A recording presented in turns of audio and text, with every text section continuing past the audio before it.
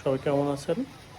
এটা হাতেম আলী কলেজের সামনের ফুটপাতের রাস্তা। এখানে আজকে অনার্সের পরীক্ষা ছিল। হঠাৎই চোখে পড়ল ফুটপাতের রাস্তার মেন হলের ঢাকনা নাই। হাতেম আলী কলেজের প্রশাসনের দৃষ্টি আকর্ষণ করছি এবং সিটি কর্পোরেশনের প্রশাসনের দৃষ্টি আকর্ষণ করছি। সাধারণ জনগণ, শিক্ষার্থী কলেজের কথা চিন্তা করে যাতে এটা দ্রুত মেরামত করা হয়, তা না হলে যে কোনো সময় যে কোনো কেউই দুর্ঘটনার সম্মুখীন হতে হবে। যারা ভিডিওটা দেখতেছেন অবশ্যই অন্যকে দেখার সুযোগ করে দেবেন। লাইক, কমেন্ট এবং সাবস্ক্রাইব করে পাশে থাকবেন। ধন্যবাদ। আসসালামু আলাইকুম।